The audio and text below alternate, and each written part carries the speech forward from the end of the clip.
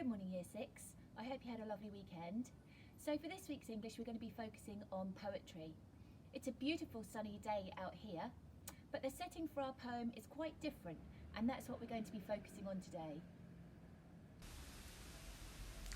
We're going to start with some dictionary work.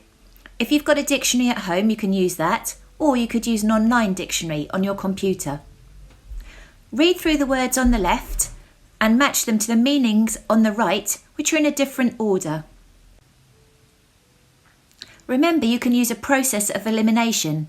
Start with the words that you're most confident with and move on to the ones that are trickier. You might want to pause the video while you complete this work.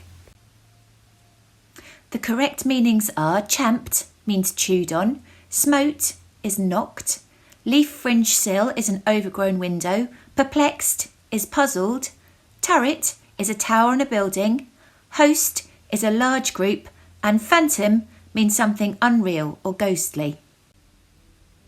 Now we're ready to have a read through the poem. It's called The Listeners by Walter de la Mare. Is there anybody there? Said the traveller, knocking on the moonlit door, and his horse in the silence champed the grasses of the forest's ferny floor. And a bird flew up out of the turret above the traveller's head, and he smote on the door a second time. Is there anybody there? He said. But no one descended to the traveller. No head from the leaf-fringed sill leaned over and looked into his grey eyes, where he stood, perplexed and still.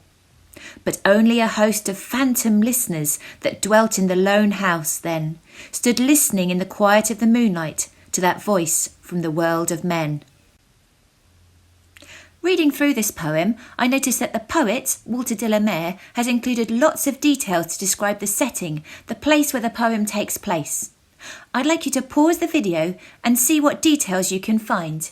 You could jot them down in your book, or if you can print out the poem, you could highlight them.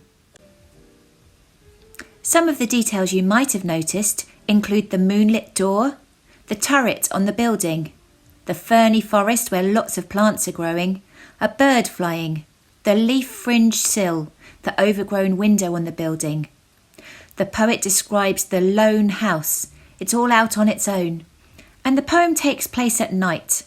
The poet describes the quiet moonlight. So for your main task today, I'd like you to draw a picture of what's happening in the poem. Remember to read through really carefully and put in all the detail that you can.